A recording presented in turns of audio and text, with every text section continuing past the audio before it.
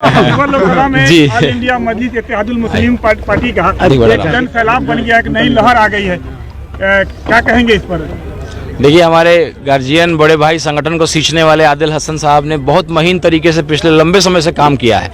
तो जो ऐसे कार्यकर्ताओं को खड़ा किया है, जो कार्यकर्ता के रूप में, दीवानों के रूप में, सोशल मीडिया पे आप देखिएगा या अगर बाजार में भी किसी ने अगर एक शब्द अगर उनके जो नेता हैं असदुद्दीन ओवैसी साहब के बारे में अब हिम्मत नहीं किसी को बोलने की। ये कैंडिडेट ने केवल जी नहीं लगाया था, साहब नहीं लगाया था, केवल उनका नाम बोला था, उनको ऐसा तमाचा मारा गया कि ऊपर से पार्टी के लोगों ने डांटा कि भाई क्या कर रहे हो, तुमको मालूम नहीं है कि मुसलमान उसको नेता मानता है, उनको भगवान की तरह पूछता है। तो जवाब मिल गया उनको और दोबारा जो है अब जाइए ना, आप तो पत्रकार हैं, जाके पूछिए कि ओवैसी साहब के बारे में मैडम कुछ बोला जाए, कुछ नहीं बोलेंगे, अब हिम्मत ही नहीं कुछ बोलने का। अच्छा, ओवैसी साहब लोकसभा में कब तक आएंगे? आएंगे इंशाल्लाह। ओवैसी साहब काहे नहीं आएंगे? राणा रंजीत साहब को सिर पे पगड़ी ओवैसी साहब पहनाए हैं। 13 तारीख के बाद यहीं रहेंगे, कहाँ जाएंगे? अकबर साहब को भी लाएंगे, वारिस पठान साहब को भी लाएंगे, इम्तियाज जलील साहब को भी लाएंगे, अख्तर उल ईमान साहब को भी लाएंगे।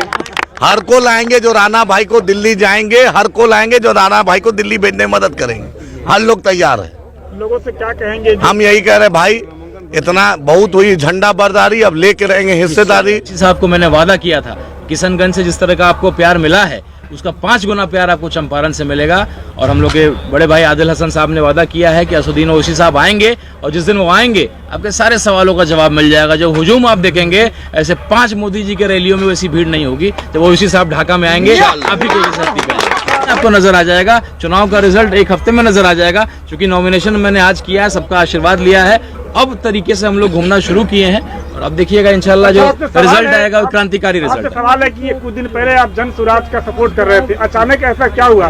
बहुत सारी पार्टियां हैं, लेकिन आप असदुद्दीन साहब के पार्टी में चले गए। देखिए, जन स्वराज की विचारधारा से मैं आज भी सहमत हूँ। जन स्वराज एक पार्टी नहीं है, विचारधारा के रूप में, एक संगठन के रूप में काम कर रही थी। मैं कई संगठन से जुड़ा हूँ जो कैंसर पीड़ित के लिए भी काम करती है, महिलाओं के लिए काम करती है, बुजुर्गों के लिए काम करती है। तो वैसा एक संगठन था जो मतदाताओं को जागरूक कर रहा था कि आपसे जब वोट मांगने कोई आए तो आप उसको अपने बेटे के चेहरा को देख करके वोट करिए। अकलियत की लीडरशिप क्यों नहीं क्रिएट हो रही है, कोई अकलियत की पार्टी क्यों नहीं खड़ी होने देता है। तो हम लोग इसी मुहिम को लेकर काम कर रहे थे, उसी विचारधारा से। चूंकि पार्टी वो बनी नहीं, चुनाव में हिस्सा वो ले नहीं रही है, और अगर हमको अपनी जनता, अपने लोगों की सेवा करनी है तो कहीं ना कहीं किसी जगह पे जाएंगे तो ही सेवा कर पाएंगे। चुनाव मुझे लड़ना था, मुझे लगा कि इससे बेहतर पार्टी, मैंने पहली पार्टी MIM के रूप में मैंने ज्वाइन किया। इससे पहले संगठन में रहा लेकिन किसी पार्टी में नहीं रहा। पहली पार्टी और आखिरी पार्टी MIM है, और ओवैसी साहब जैसा नेता जो लोगों के दिलों को जीत रहा है, वो पूरे देखिएगा एक आने वाला भविष्य MIM का है। अगली सरकार MIM के बिना बिहार में नहीं बनने जा रही है। समाज से कितनी उम्मीद है आपको? कहा जाता है मुस्लिम समाज के कुछ तबके के जो लोग हैं कहते हैं कि ओवैसी साहब का जो बी टीम है बीजेपी का, उन लोगों को क्या कहेंगे और कितनी उम्मीद करते हैं? देखिए, करारा जवाब हमारे आदिल भाई ने बोला है कि भाई शर्मा जी भूमिया जाति से आते हैं, महाराजगंज से लड़ रहे हैं, दलित समाज से मांझी जी लड़ रहे हैं, गोपालगंज से मैं राजपूत लड़ रहा हूँ। अब इसके अलावा क्या जवाब चाहिए? ऑल इंडिया मजलिस इत्तेहादुल मुस्लिमीन पार्टी शिवहर लोकसभा में उभर कर आई है, काफी क्रांति देखने को मिल रहा है, क्या कहेंगे? ये पार्टी गरीबों की पार्टी है और यहाँ से राणा रंजीत सिंह को टिकट जो दिया गया है ओवैसी साहब हमारे दिए हैं, और इंशाल्लाह यहाँ से हम लोग 50,000 से लीड करेंगे और लीड कर जाएंगे इंशाल्लाह। इस वक्त पहुंचे हैं भंडार चौक। राणा रंजीत सिंह का जो काफिला है वो भंडार की तरफ बिल्कुल ही आता हुआ दिखाई दे रहा है, और समर्थक जो है यहाँ पर काफी संख्या में फूलों का माला लिए हुए हैं। क्या कहेंगे?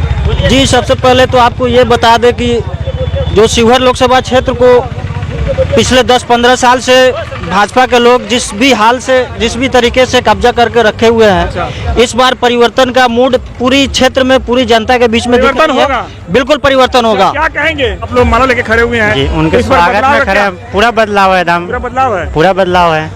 इस बार AIM पार्टी से आ रहे हैं, पर बदलाव की लहर बताई जा रही है। उनको युवा चाह रहा है, वो मतलब आए हैं पार्टी से, सब उनको चाह रहे हैं, हम लोग समर्थन दे रहे हैं। पूरा मतलब युवा शिवहर लोकसभा जितनी जनता है सब उनके साथ है। इसलिए कि तेजस्वी यादव करते हैं कि NDA का मतलब NDA को वोट दो, हमको दो पूर्णिया में। इसके लिए मतलब सब लोग मतलब उन्हीं का सपोर्ट कर रहे हैं। हम लोग MIM को ही वोट देंगे। जी, अच्छा रहेगा। जी एकदम बिल्कुल, देना है एकदम बिल्कुल जीत के आएंगे। 1 लाख वोटों से जीत होगी।